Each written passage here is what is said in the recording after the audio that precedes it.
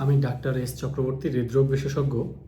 আজ আমার আলোচনার বিষয় ক্লিনিক্যাল অ্যাসেসমেন্টে করোনারি ধমনীতে ব্লক নেই নিশ্চিত বা প্রায় নিশ্চিত হবার পরেও কি করোনারি এনজিওগ্রাম করতে হয়। আজকে আমরা এই বিষয়টি নিয়েই কথা বলবো। অনেক সময়ই অনেক রোগী আমাদের কাছে আসেন যে তার বুকে ব্যথা হচ্ছে, অনেক দিন যাবৎ বুকে ব্যথার সমস্যা হচ্ছে। উনি হয়তো অনেক দিন যাবৎ হার্টের ওষুধও খাচ্ছেন। তো বুকে ব্যথার যে একটি বড় কারণ করোনারি ধমনীর ব্লক, অর্থাৎ হার্টের কারণে ব্যথা, সেটি আসলে ওনার নেই, কিন্তু যে কোনোভাবেই হোক ওনাকে ব্লকের ওষুধ খাওয়ানো হচ্ছে। উনিও ভাবছেন যে ওনার করোনারি ধমনীতে ব্লক রয়েছে এবং উনি ওষুধ খেয়ে যাচ্ছেন, তারপরে ওনার ব্যথা যাচ্ছে না, ওনার ব্যথা প্রায়ই হচ্ছে এবং উনিও স্যাটিসফাইড না। উনি ডাক্তার দেখাচ্ছেন একজনের পর আরেকজন এবং উনি বছরের পর বছর ওষুধ খাচ্ছেন। এই ধরনের রোগী আমরা অনেক সময় পাই আসলে যাদের ব্যথার অনুভূতিটা বেশি, অথবা সহ্য ক্ষমতা কম, অথবা মনের আতঙ্ক বেশি, ভয় বেশি, অথবা অ্যাবনর্মাল টাইপের অস্বাভাবিক ধরনের একটা রোগ সম্পর্কে সচেতনতা, আসলে যেটা বাস্তবতার সাথে কোনো সম্পর্ক নেই। ওনার হার্টের কোনো ধরনের রোগ না থাকা সত্ত্বেও উনি ভাবছেন যে আমার হার্টের রোগ আছে নিশ্চিত, এটা ডাক্তাররা ধরতে পারছেন না। এবং বুকে ব্যথা হলেই ওনার মনে হচ্ছে যে উনি বোধহয় হার্ট অ্যাটাকে মারা যাবেন। অনেক সময় ব্যাপারটা এমন পর্যায়ে চলে যায় যে এটা প্যানিক অ্যাটাক, অর্থাৎ আতঙ্কগ্রস্ত একটা অবস্থার মতো হয়ে যায়। আসলে এমন অনেক ধরনের রোগী রয়েছে যে তার কোনো কারণ নেই ব্লক হওয়ার মতো, অর্থাৎ তার বয়স, তার কোনো কিছুই, শারীরিক কোনো কিছুই করোনারি ধমনীর ব্লক হওয়ার সাথে যায় না। তার তেমন কোনো সিগনিফিকেন্ট কোনো রিস্ক ফ্যাক্টর নেই। তার লক্ষণ শুনেও একজন হৃদরোগ বিশেষজ্ঞ হিসেবে আমার কাছে কোনোভাবেই মনে হচ্ছে না যে এটা করোনারি ধমনীর ব্লকের জন্য ব্যথাটা হতে পারে। এই ধরনের রোগী কিন্তু আমরা অনেক সময় আমাদের চেম্বারে আসলে জাস্ট কয়েক মিনিট কথা বলেই এবং তার প্রাথমিক রিপোর্টগুলো দেখেই আমরা নিশ্চিত হয়ে যাই। কিন্তু রোগী কিন্তু সন্তুষ্ট হতে পারছে না।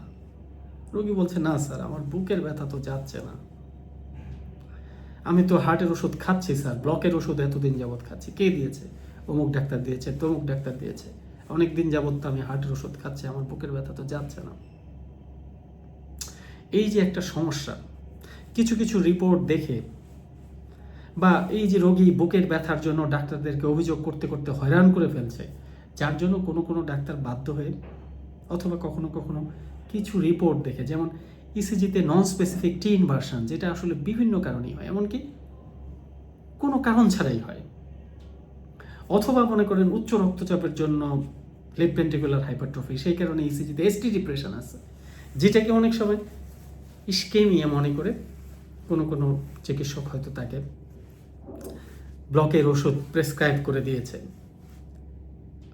এই যে রোগী ওষুধ খেয়ে যাচ্ছে এবং তার মনের মধ্যে তার সন্দেহ, তার ব্লক আছে, কারো কারো দৃঢ় বিশ্বাস এটা আমার হার্টের সমস্যা আছে, ওষুধ খাচ্ছে। তা আসলে তো নিশ্চিত হওয়া দরকার ব্লক যে নেই। আমি তো ভাবলাম একজন অভিজ্ঞ চিকিৎসক, একজন অভিজ্ঞ হৃদরোগ বিশেষজ্ঞ রোগীর সাথে কথা বলে তার প্রাথমিক রিপোর্ট দেখে তো অ্যাসেসমেন্ট হয়ে যায় যে না, এটা ব্লকের ব্যথা না, আমি নিশ্চিত। কিন্তু রোগীকে এবং রোগীর পরিবারকে তো নিশ্চিত করতে হবে। তো তখন কিন্তু কখনো কখনো এনজিওগ্রামটা করে ফেলাটাই ভালো। কারণ অযথা বছরের পর বছর অকারণে ব্লক নেই, ব্লকের ওষুধ একজন মানুষ কেন খাবে? এই যে অকারণে ইকোস্প্রিন বা ক্লপিড জাতীয় ওষুধ, নাইট্রেট, স্ট্যাটিন জাতীয় ওষুধ বা ট্রাইমেটাজিডিন, নিকোরান্ডিল, রেনোলাজিন, দেখা যাচ্ছে যে অনেক ওষুধ রোগী খেয়ে যাচ্ছে। আসলে রোগীর ক্লিনিক্যালি অ্যাসেসমেন্টে মনে হচ্ছে যে ব্লক নেই।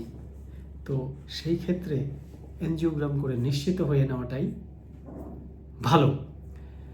যেটা আসলে সুবিধাটা কি, যে এনজিওগ্রাম হয়ে গেল, ব্লক নেই, এটা নিশ্চিত হয়ে গেল, তখন কিন্তু এই ওষুধগুলো বাদ দিয়ে দেওয়া যাবে। এটা একটা বিরাট সুবিধা, এবং নিশ্চিত হয়ে গেল ডায়াগনোসিসটা। তখন রোগীকেও আশ্বস্ত করা যাবে আপনার ব্লকের কারণে আতঙ্কিত হওয়ার চিন্তা করার কোনো কারণ নেই। আপনি হার্টের ডাক্তারও আর দেখাবেন না, আপনার এই ব্যথা ব্লকের জন্য হচ্ছে না। এই যে 100% নিশ্চিত হওয়া গেল, এই কারণে কখনো কখনো ব্লক নেই এটা নিশ্চিত হওয়ার পরেও আমরা এনজিওগ্রাম করতে বলি। এবং এই রোগী যখন আবার অন্য কোনো ডাক্তারের কাছে যাবে, অন্য কোনো চিকিৎসকের কাছে যাবে, সে যখন দেখবে এনজিওগ্রামের রিপোর্টে কোনো ব্লক নেই, বিন্দুমাত্র নেই, তখন উনিও আর ওনাকে কখনোই ব্লকের ওষুধ জাতীয় কোনো ওষুধ ওনাকে প্রেসক্রাইব করবেন না। এই যে একটা বিরাট উপকার হয়ে গেল, অর্থাৎ উনি ওষুধ থেকে মুক্তি পেলেন এবং একটা ভুল ধারণা থেকে মুক্তি পেলেন, আতঙ্ক থেকে মুক্তি পেলেন। এই কারণে কখনো কখনো ব্লক নেই এটা ক্লিনিক্যালি 99% নিশ্চিত হওয়ার পরেও আমরা কখনো কখনো এনজিওগ্রাম করার পরামর্শ দিয়ে থাকি। তবে এক্ষেত্রে সিটি করোনারি এনজিওগ্রাম করাটাই যথেষ্ট। আমি আমার চিকিৎসা জীবনে এমন রোগীও পেয়েছি, আমি বলছি যে আপনার এনজিওগ্রাম করার প্রয়োজন নেই, আপনি যদি চান আপনি সিটি এনজিওগ্রাম করে দেন। আপনি যেহেতু এতই চাচ্ছেন, তাহলে আচ্ছা ঠিক আছে, আপনি সিটি এনজিওগ্রাম করে নিয়ে আসেন। সিটি এনজিওগ্রামে যদি দেখা যায় যে ব্লক নেই, ব্যাস আপনি নিশ্চিত হয়ে গেলেন। তারপরেও রোগী আমাকে বলছে না স্যার আমি সিটি এনজিওগ্রাম করব না, আপনি আমাকে এই আপনারা যেটা করেন সেই এনজিওগ্রাম করে দেন, ক্যাথেটার ঢুকে। চিন্তা করেন, মানে রোগী অস্বাভাবিক পর্যায়ে সচেতন, আমাকে বলছে যে আমি সিটি এনজিওগ্রাম বিশ্বাস করি না, আপনি আমাকে আপনার এনজিওগ্রাম করে দেন। তো এটা হলো একটা অ্যাবনর্মাল সচেতনতা, অ্যাবনর্মাল অস্বাভাবিক ভয়, অকারণে রোগ নিয়ে চিন্তাগ্রস্ততা, এটা এক ধরনের বাতিক। তো সেটা থেকে মুক্তি পাওয়ার জন্য আমরা কখনো কখনো বাধ্য হয়ে এনজিওগ্রাম পরামর্শ দিয়ে থাকি। সবাই ভালো থাকবেন, সুস্থ থাকবেন, ধন্যবাদ সবাইকে।